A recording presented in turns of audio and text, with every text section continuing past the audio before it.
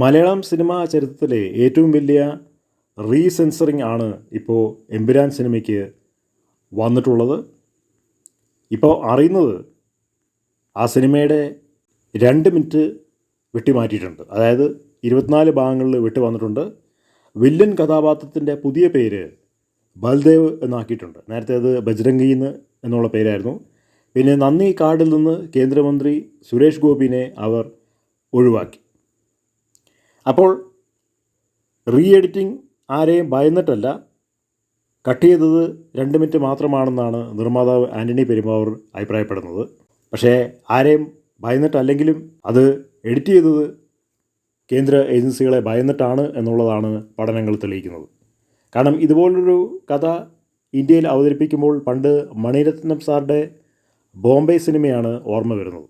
അപ്പോൾ ആ സിനിമ കാണിച്ചപ്പോൾ 2 മുഖമൂടികൾ അദ്ദേഹത്തിൻ്റെ വീട്ടിൽ വന്ന് അദ്ദേഹം വീട്ടിൽ വിശ്രമിക്കുമ്പോൾ ബോംബെറിഞ്ഞ് പോയി എന്നാണ് പറയുന്നത്. പക്ഷേ അദ്ദേഹത്തിന് സാരമായ പരിക്കുകൾ മാത്രമേ ഉണ്ടായിരുന്നുള്ളൂ. കാരണം ബോംബ് കറക്റ്റായിട്ട് അദ്ദേഹത്തിൻ്റെ കാലിലൊന്നും വീണില്ല.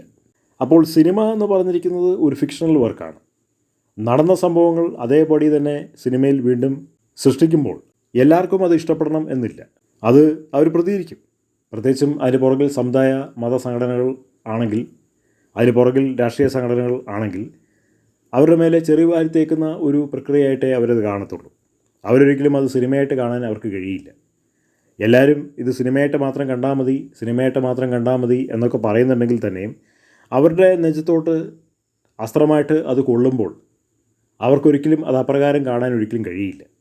കാരണം അവർ സൃഷ്ടിച്ചിരിക്കുന്ന ഇമേജ് ഇന്ത്യയിൽ അങ്ങനത്തെ ഒരു ഇമേജാണ്. BJP, RSS, വിശ്വ ഹിന്ദു പരിഷത്തൊക്കെ ഇന്ത്യയിൽ ഉണ്ടാക്കിയിട്ടുള്ള ഇമേജ് അപ്രകാരം സമുദായത്തിലും മതത്തിലും അധിഷ്ഠിതമായിട്ടുള്ള ഒരു തീവ്ര സമുദായ നിലപാടിൽ ഉള്ള ഒരു ഇമേജാണ് ഉണ്ടാക്കിയിട്ടുള്ളത്.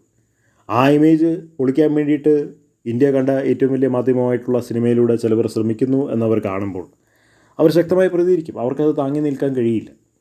അവർക്ക് സിനിമയുടെ ലാഭം, സിനിമയുടെ വളർച്ച, ആരഭിനയിക്കുന്നു എന്നുള്ളത് ഒന്നും അവർക്ക് അറിയേണ്ട ആവശ്യമില്ല. അതുകൊണ്ട് അവർ ശക്തമായി പ്രതികരിക്കും. കേരളത്തിലാരും പ്രതികരിച്ചില്ല, പക്ഷേ വടക്കേ ഇന്ത്യക്കാരും മിണ്ടാണ്ടിരുന്നില്ല. വടക്കേ ഇന്ത്യയിൽ നിന്ന് ശക്തമായിട്ടുള്ള പ്രതികരണമാണ് വന്നിട്ടുള്ളത്. അപ്പോൾ ഇതൊക്കെ കൊണ്ടാണ് ആൻ്റണി പെരുമ്പാവൂർ ഇതിൽ 24 വെട്ട് നടത്താനായിട്ടുള്ള കാരണം ഉണ്ടായത്. അപ്പോൾ ഇത് ഒരു നാണക്കേടാണ്. പക്ഷേ നാണക്കേടിനെ അതിജീവിച്ചുകൊണ്ട് നാളെ തിയേറ്ററിൽ വീണ്ടും എമ്പുരാൻ പ്രദർശിപ്പിക്കുന്നുണ്ടാവും.